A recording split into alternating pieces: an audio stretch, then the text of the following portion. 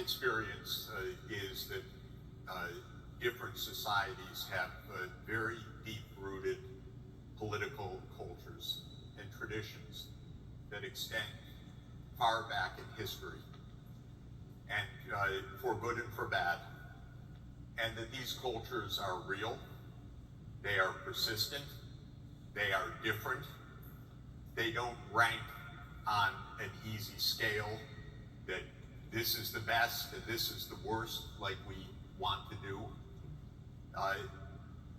And we need an approach, very much like what you said, and agree with it.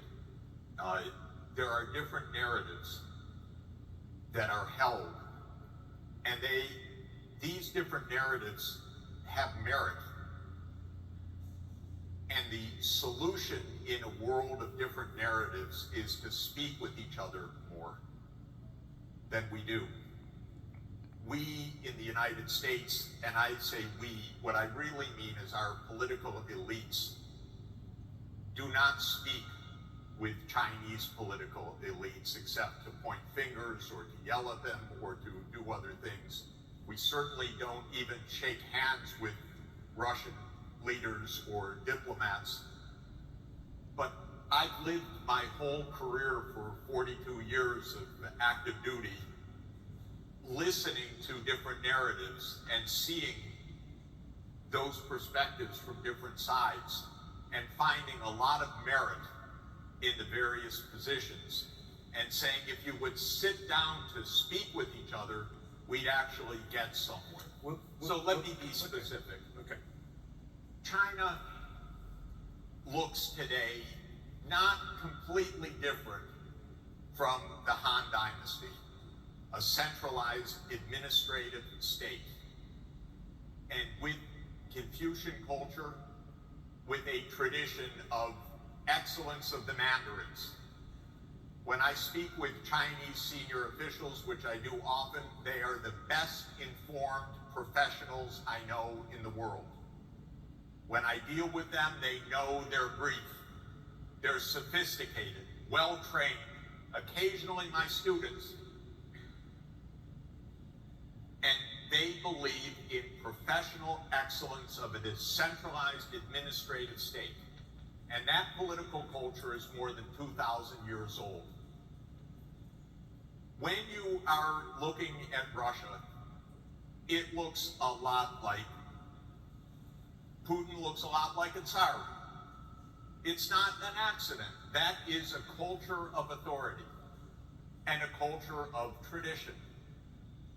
When I look at my own country, the United States, it is a semi-democratic, white-dominated, hierarchical, racist society that aims to preserve privilege by the elites. That's how it was formed in 1787. It was a slave-owning, genocidal country, killing Native Americans for a white culture. But amazingly, it still looks that way, although we're much more diverse now than we were. Let me ask you this, Jeff, because this is... I want to point out that these are deep cultural distinctions. Right.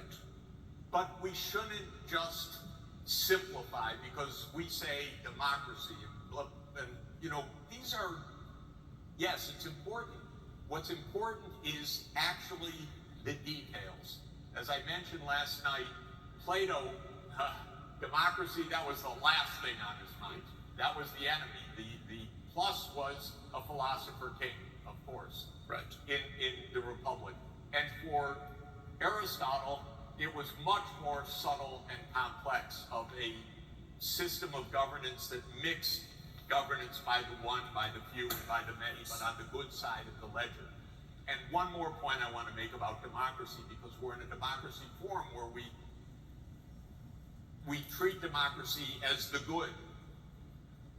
The most violent country in the world in the 19th century, by far, was perhaps the most democratic or second most democratic, and that was Britain.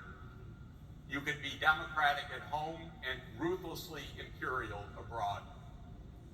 The most violent country in the world since 1950 has been the United States. It's Jeff, been by far involved Jeffrey, in more, stop wait, now.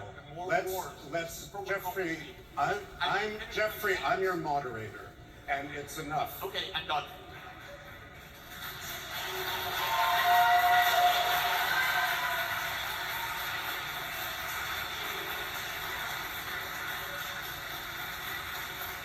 I'm not here to defend one system or another, nor am I here in any way except to facilitate a conversation and to stop speeches. So the question I'm going to ask you is democracy the wrong lens then, from what you've said, to be looking at these two countries, which is what's on the table, China and Russia? Is it the wrong lens Yes. through which to be looking at these two countries? The single biggest mistake of President Biden is to say the great struggle of the world is between democracies and autocracies. The real struggle of the world is to live together and overcome our common crises of environment and inequality.